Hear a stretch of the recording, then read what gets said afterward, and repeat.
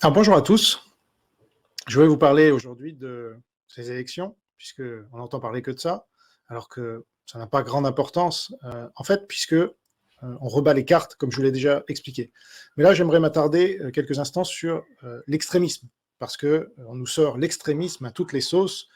Un tel serait extrémiste, un tel serait modéré par rapport aux extrémistes.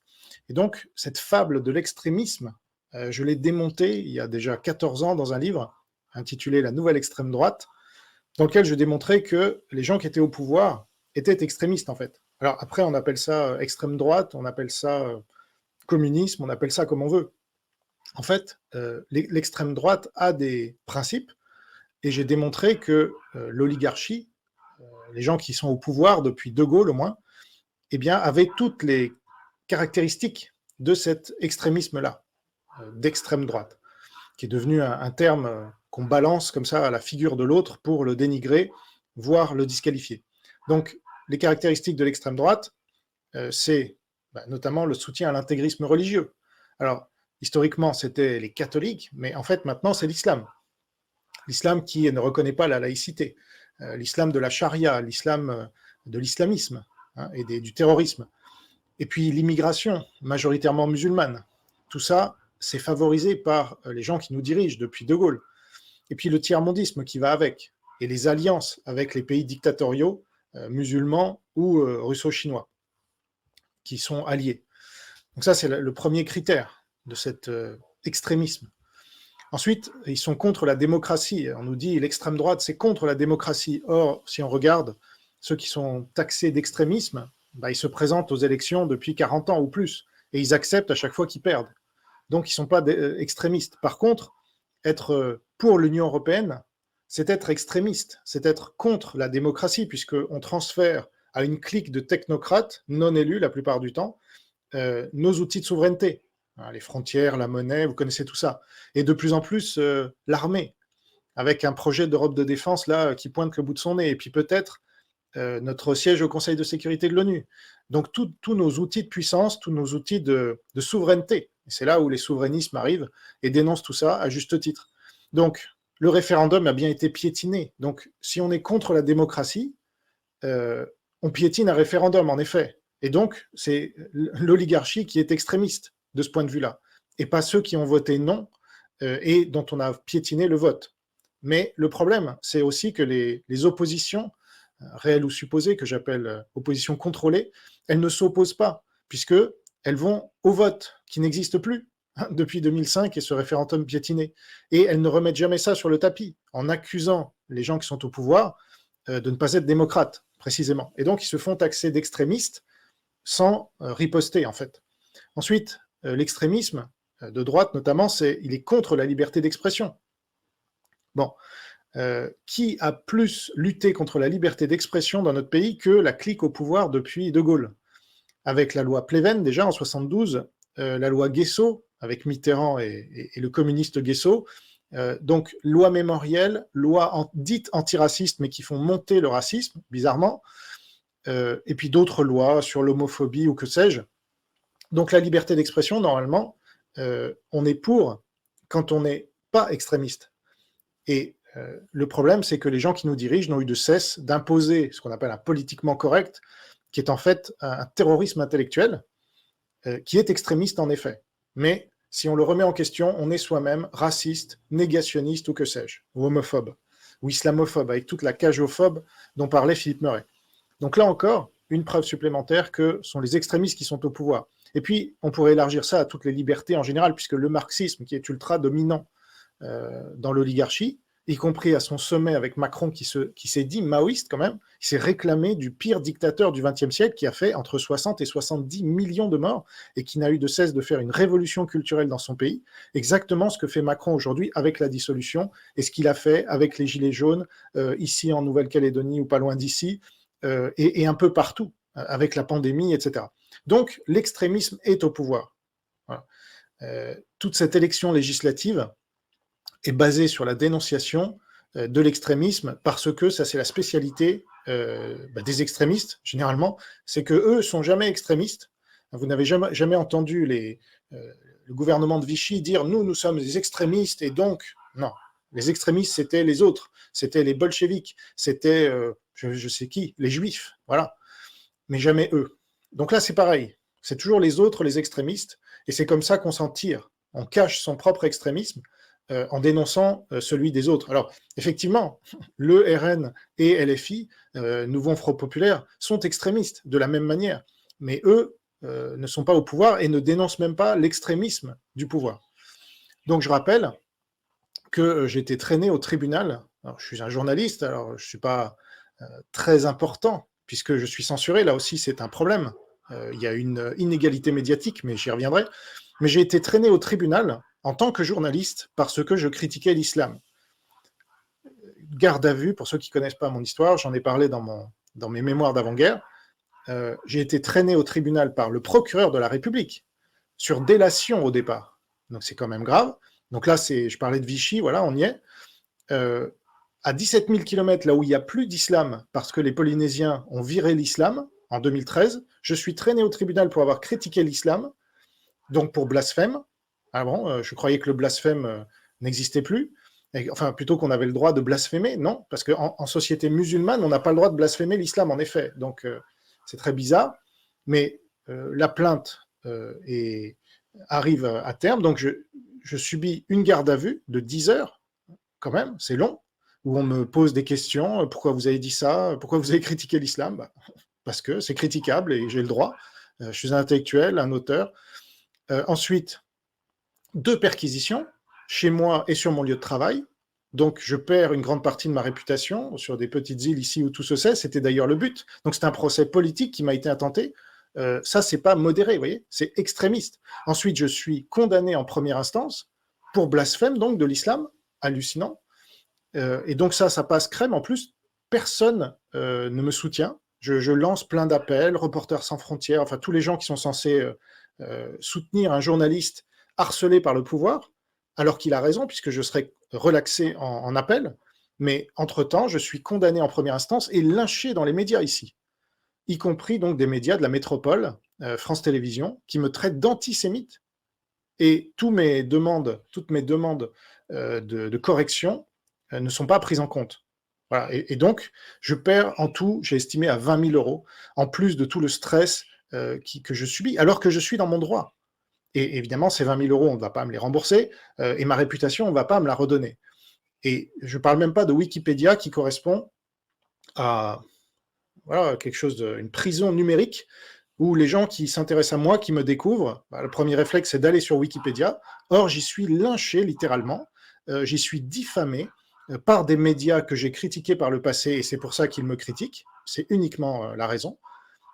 Donc, ça, c'est pas normal. Je n'ai aucune manière de pouvoir sortir de cette prison numérique. Et je perds énormément de lecteurs et de souscripteurs à cause de ça. Potentiel, en tout cas. Je ne peux pas développer mon activité. Je plafonne, notamment à cause de ça.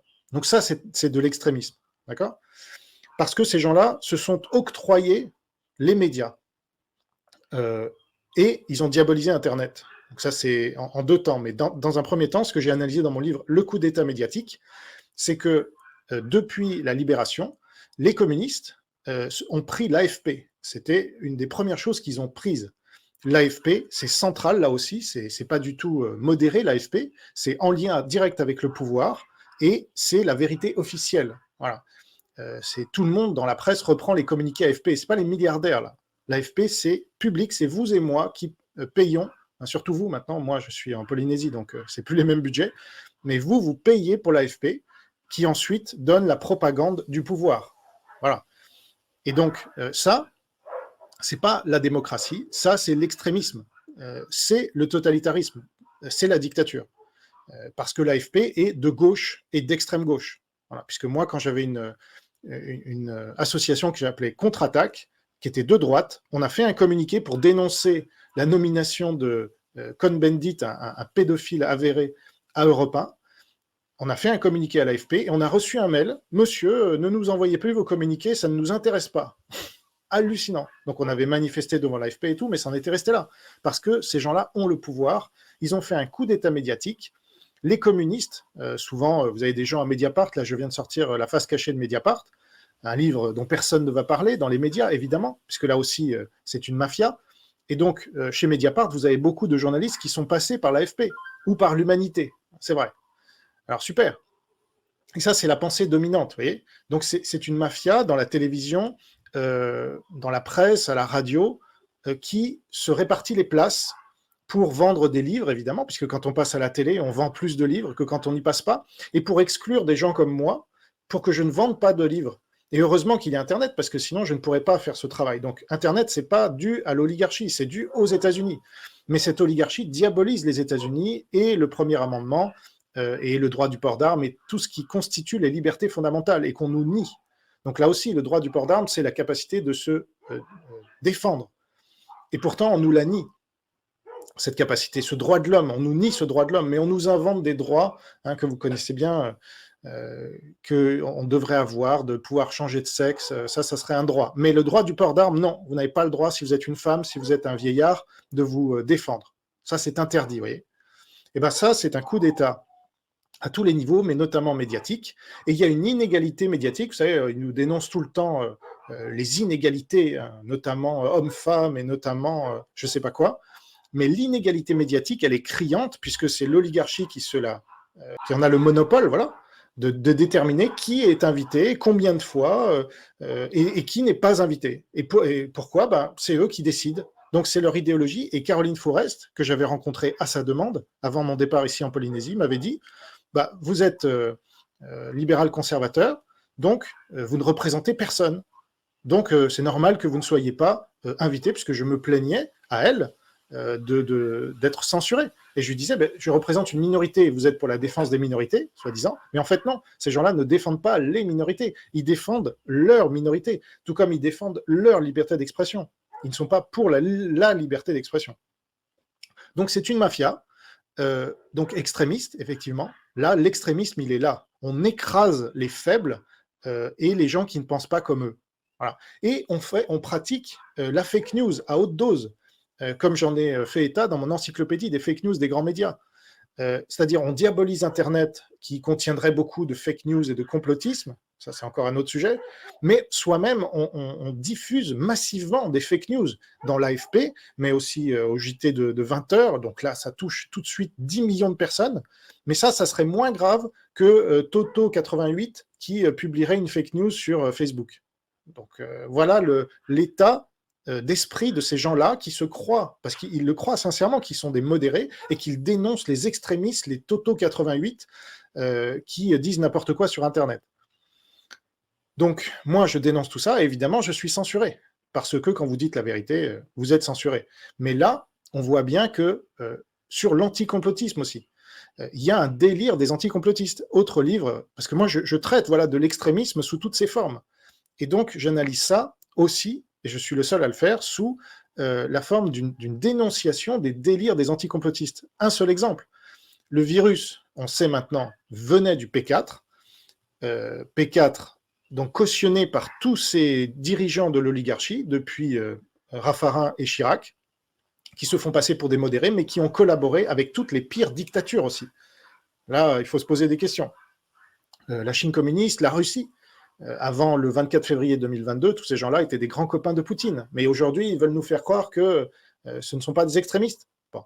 Donc le P4, dont on sait qu'il a produit ce virus, eh bien, c'était une thèse considérée comme complotiste par Rudi Reichstadt, la fondation Jean Jaurès, encore un truc d'extrême gauche, et derrière toute la presse qui a repris le 28 mars 2020 cette fable. Et si vous étiez un peu en désaccord avec ça, comme Marine Le Pen, qui disait ça vient peut-être d'un laboratoire, tout de suite, Marine Le Pen, vous êtes complotiste, hein, puis vous êtes d'extrême droite, on le savait, donc voilà.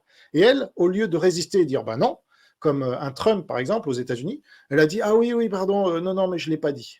Je m'excuse, on n'en sait rien en fait, oui, vous avez raison. Donc, je ne suis pas complotiste. Et voilà. Donc on a une opposition contrôlée qui se couche, qui se tait, et on a une élite ultra-extrémiste qui se fait passer pour modéré, parce qu'un Bernard Cazeneuve, aujourd'hui, il est modéré, donc il ne rejoint pas la LFI et le nouveau Front populaire. Ce n'est pas un extrémiste, Bernard Cazeneuve. C'est quelqu'un de modéré. Sauf que, qui a inauguré le P4 en 2017 ? Bernard Cazeneuve. Mince. Qui a collaboré avec la Chine communiste sous François Hollande à fond, avec Fabius et tous ces gens-là ? Bernard Cazeneuve. Ah, c'est dommage. Et donc François Hollande, lui, il se dit modéré aussi, même s'il rejoint la LFP, mais il a collaboré avec la Chine communiste. Il leur a fêté le 100e anniversaire de leur création, il leur a fêté leur 73e anniversaire d'arrivée au pouvoir. Il a été au Forum Boao, qui est le Davos chinois, en 2019, où il a dit tout le bien qu'il pensait d'un des pires régimes au monde, qui soutient la Corée du Nord, autre pire régime au monde. Mais ça va, ça c'est pas l'extrémisme, vous voyez. Non mais sérieusement. Et puis, les délires des anticomplotistes, c'est sur la pédocriminalité aussi, parce que je sors un livre sur la véritable affaire Matzneff, dans lequel je révèle 640 noms de personnalités qui sont soit cités dans ses journaux intimes, soit qui ont fait son éloge dans la presse, soit d'une autre manière qui sont proches de Matzneff. Mais Tristan Mendès France, copain de Rudi Reichstadt, dit la pédocriminalité d'élite est un fantasme. Voilà. Mais ça, c'est être modéré, vous voyez, c'est dénoncer l'extrémisme, parce que les extrémistes, ils dénoncent la pédophilie d'élite, sans preuve. Ah bon, là, il y a 640 noms dans les journaux de Matzneff. Je viens de faire un post sur Twitter, Jean d'Ormesson, il est donc académicien, c'était la personnalité la plus invitée chez Pivot, à Apostrophe, et il a soutenu Matzneff pendant des décennies, au vu et au su de tout le monde. D'ailleurs, Matzneff était invité partout, chez Pivot, chez Ardisson, chez Nolo, tous ces gens qui se disent modérés, bien sûr. Alors, donc là aussi, il y a une supercherie qui est hallucinante. Mais la supercherie des supercheries, c'est évidemment le communisme, qui n'est pas mort, mais qui a fait le mort, c'est ce qu'a révélé Golitsyn. Et on le voit maintenant clairement, j'espère, avec cette dissolution qui va redistribuer les cartes simplement en mettant les gens soi-disant de droite, ce sont les pro-russes, et soi-disant de gauche, ce sont les pro-parti communiste chinois. Même s'ils peuvent être un peu des deux, ils ont quand même une tendance majoritaire, vous voyez, de collaboration. Ils ont été plus approchés par les services de renseignement de Poutine quand ils sont de droite, ou de Xi Jinping quand ils sont de gauche. Voilà ce que ça veut dire concrètement. Et ces gens-là veulent nous faire des leçons sur l'extrémisme. C'est risible. Tout comme se revendiquer du Front populaire, ça serait modéré. Parce que Léon Blum était modéré et il ne faudrait pas... Alors d'un côté, vous avez ceux qui se revendiquent du Front populaire et qui cracheraient sur la tombe de Blum parce que Blum n'était pas extrémiste. Ah bon? Mais c'était une chambre majoritairement Front populaire qui a voté les pleins pouvoirs à Pétain. Donc là non plus, ça ne marche pas. Blum a laissé faire Hitler. Il voulait la paix avec Thorez. Donc et ce qu'ils ont fait après le pacte germano-soviétique, les communistes, c'était les alliés du Front populaire. Donc là, il y a une réécriture de l'histoire. Ça, c'est les spécialistes du communisme. C'est ce que j'explique dans La face cachée de Mediapart. Parce que tous ces gens-là réécrivent l'histoire parce qu'ils ne peuvent pas l'assumer, évidemment. Donc, il faut toujours faire croire qu'on est les gentils et qu'il y a les méchants, là, qui sont à l'extrême droite. Mais c'est jamais nous, vous comprenez? C'est cette théorie du bouc émissaire, en fait. C'est tout. C'est ce que faisaient les antisémites avec les juifs. C'est ce qu'ont fait tous les tarés, en fait, dans l'histoire. C'est ne jamais assumer ses fautes, ne jamais faire d'aggiornamento, toujours demander un aggiornamento aux autres. Ah, vous devriez, le RN, vous devriez là faire votre aggiornamento parce qu'il y avait quand même des Waffen-SS. Ah oui, mais il y avait aussi des résistants. Parce que c'était ça l'esprit que voulait De Gaulle d'ailleurs, de réconciliation. Mais non, on va rappeler que les Waffen-SS. Et moi, je ne défends pas le RN, loin de là. Mais là, je défends la vérité. Il y a des Waffen-SS et Mitterrand alors. S'il y a des Waffen-SS, oui, en effet, mais il y avait aussi des résistants. Maintenant, Mitterrand, on n'en parle jamais. Tous ces gens-là se revendiquent de Mitterrand ou trouvent que Mitterrand était modéré, mais c'était qui Mitterrand? C'était la Francisque. Alors, c'est pas comme les Waffen-SS, ça, la Francisque, donnée par Pétain en 1943 en plus, très avancé dans la guerre. C'était donc celui qui a fleuri la tombe de Pétain, comme aucun autre président de la République. C'était l'ami de René Bousquet, celui qui a fait la rafle du Veldiv. C'était ça, Mitterrand. Alors, qu'est-ce que vous racontez? Voilà. Il y a des extrémismes à tous les niveaux aujourd'hui. En fait, on est dirigé par des extrémistes qui veulent se faire passer pour des modérés, c'est tout. Et quand on sait, puisque j'ai enquêté là-dessus depuis 4 ans et demi maintenant, notamment dans mon livre « Nous sommes en guerre hors limite », et puis dans toutes mes chroniques de la Troisième Guerre mondiale, quand on sait que le Parti communiste chinois a mis la main sur l'élite occidentale, et notamment l'élite française, depuis une vingtaine d'années, eh bien, on a un peu la clé de tout ça. Oui, Golitsyn avait raison. Le communisme est dominant en Occident. Il s'impose de plus en plus, il nous a infiltrés. il nous a noyautés par le haut, le poisson pourri par la tête, comme disait Mao, justement. Donc, tout ce modèle chinois là qui nous a été imposé, c'était pas extrémiste, peut-être? Le confinement, c'était pas extrémiste? Le pass, le code, les QR codes, euh, le vaccin injection expérimentale, en fait, poussé, donc déguisé, et obligatoire quasiment, ce qu'ils ont reconnu. Ici, c'était obligatoire en Polynésie française, mais pas en métropole, officiellement. Sauf que si, ils l'ont poussé et on n'avait pas le choix. Si on voulait bosser, si on voulait voir ses amis, si on voulait avoir une vie normale, on était obligé, en fait. Ça, c'était de l'extrémisme pur, chimiquement pur, dirait Aberkan. Voilà. Donc, la France est une colonie de la Chine, autre de mes livres. Hollande, Fabius, Raffarin, Macron, Édouard Philippe, Hubert Védrine, vous les prenez tous. Même Dominique Strauss-Kahn, là, qui rejoint Nouveau Front Populaire, il fait partie d'un groupe d'influence chinois. C'est très rare d'avoir quelqu'un de haut niveau en France au niveau politique qui ne fait pas partie d'un groupe d'influence chinois. C'est hallucinant. Et je suis le seul à en parler. Là aussi, ça vous montre à quel point, aussi bien dans les grands médias de l'oligarchie, mais aussi sur Internet, on ne veut pas savoir ça. Parce que ça arrange pas tous les soraliens de ce monde qui veulent faire croire que c'est les juifs et les américano-sionistes qui tiennent la France. Ben non, en fait. Chirac, c'était un copain d'Arafat. Il a fait son scandale, comme Macron d'ailleurs, en Israël, en disant « Put in my plane, provocation », je sais pas quoi. C'était un copain des musulmans. Il avait dit à Charlie Hebdo, pas de provocation. Voilà, c'est ça l'idéologie dominante. C'est pas les sionistes, c'est pas les juifs. Voilà, donc la Chine détient 25% de notre dette. C'est le premier détenteur étranger de notre dette.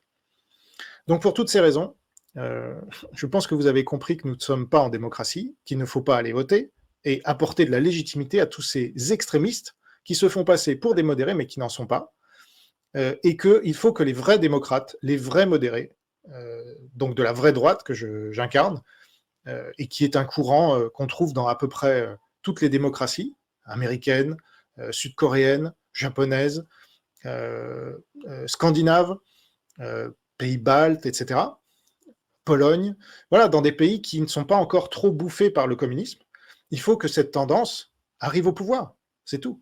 Et que tous ces communistes, d'une manière ou d'une autre, tous ces extrémistes, de gauche, de droite, comme vous voulez, oui, on peut les appeler de droite, mais ils sont de gauche tous, intégralement. C'est pas parce que vous êtes à la droite de Mélenchon que vous êtes de droite. Ça aussi, c'est le grand... Mais si les gens comprenaient ça, ils comprendraient qu'on est en démocratie populaire, en fait, comme sous l'URSS. Mais ça, les gens ne veulent pas croire à ça. Ah non, on a 60% de l'État, du PIB qui est géré par l'État, mais on ne serait pas communiste. Ah non, non. Ça serait ultra-libéral même, d'après certains. Bien sûr, ces gens-là sont des extrémistes. Là aussi, Michel Onfray et compagnie. J'ai fait une vidéo sur lui récemment. Voilà ce que je voulais vous dire aujourd'hui, parce que ça m'énerve de ne jamais entendre ces vérités évidentes dites dans l'espace public. Il y a des débats entre des candidats, ils ne débattent de rien d'important. Voilà. L'essentiel est toujours mis de côté. Il y a une guerre mondiale là qui est en cours. Qui vous en parle? Qui vous parle de la Chine qui l'a déclenchée avec cette attaque biologique? Personne, c'est interdit. Voilà. Il n'y a que moi. Voilà. Est-ce que moi et quelques autres, voilà. Et puis à l'international, on est plus nombreux déjà. Mais en France, là, il faut prendre quand même conscience du réel. Et donc voilà, si vous voulez me soutenir dans cette lutte contre l'extrémisme, précisément, contre tous ces gens qui se disent modérés et qui attaquent les autres comme des extrémistes, non. Ce sont des extrémistes et moi je les combats, mais vous voyez, de façon non violente, avec des enquêtes, avec des faits sourcés, vérifiés, parce que le journaliste, c'est ça, c'est le chien de garde de la démocratie. Les citoyens n'ont pas le temps de faire tout le travail que je fais, mais seul, je me rends compte que je fais quasiment plus de travail que tous les journalistes réunis. Voyez, tout ce qu'ils devraient faire sur la pédocriminalité, tous ces noms que j'ai révélés, aucun journaliste n'a fait ce travail. Sur Mediapart, aucun journaliste n'a fait ce travail. Sur la Chine communiste, là aussi, je suis le seul à faire le boulot. Sur les délires des anticomplotistes, pareil. Enfin, c'est hallucinant. Vous prenez les sujets les uns après les autres, j'ai des boulevards partout. Il suffit juste que mes livres soient un peu plus connus pour se vendre, évidemment. Mais comme ils sont censurés, donc vous qui avez connaissance, qui avez la chance de connaître ma chaîne et de voir cette vidéo, vous avez la possibilité de vous les procurer. Vous êtes sur Amazon, vous tapez leur titre en général, ou bien, mieux, vous allez dans la description, vous allez avoir mon site, jeanrobinmedia.wordpress.com, et vous aurez accès à mes livres, mais aussi à mes souscriptions pour avoir accès à mes contenus privés, ce qui me soutient, parce que je ne vis que de ça. Et c'est pour ça que je suis obligé de faire des vidéos comme ça, parce que je n'ai pas d'émissions dans lesquelles passer. Je passais encore un peu sur Sud Radio jusqu'à juin 2022, mais là aussi, je suis censuré parce que Sud Radio, c'est devenu Radio Poutine et Radio Xi Jinping. Voilà. Donc on n'a plus le droit d'entendre Jean Robin. La dernière fois que j'étais passé, j'avais pourtant fait